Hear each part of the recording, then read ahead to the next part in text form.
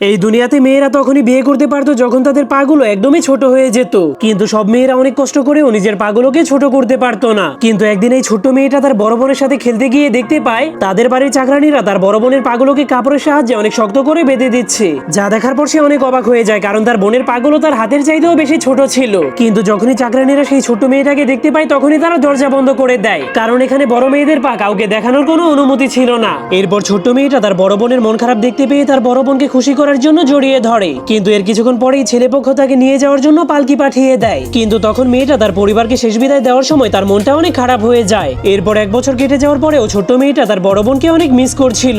এই জন্য সে নিজেই তার বোনের জন্য ছোট্ট সাইজের জুতো বানাতে শুরু করে। তখন মেয়েটা সেই জুতোগুলো নিজের পায়ে পরার চেষ্টা করে, কিন্তু তার পাগুলো অনেক বড় ছিল। কিন্তু তখনই তার মা তাকে জোর করে ঘরে নিয়ে যায়। এরপর তার মা তাকে একটা চেয়ারের উপরে বসিয়ে তার পায়ের উপরে প্রচন্ড শক্ত করে সেই কাপড় পেঁচাতে শুরু করে দেয়, যার কারণে মেয়েটা ব্যথার কারণে অনেক জোরে জোরে চিল্লাতে শুরু করে দেয়। তখন তার মা তাকেও তার বড় বোনের মতো সেই ছোট্ট জুতোগুলো পরানোর কারণে সে প্রচন্ড ব্যথায় কান্না শুরু করে দেয়। এরপর অনেক বছর তার পাগুলোকে বেঁধে রাখার ফলে তার পাগুলোও তার বড় বোনের মতো ছোট হয়ে যায়, যার ফলে সে বুঝতে পারে বিয়ের সময় তার বড় বোনের মনটা কেন এত খারাপ ছিল।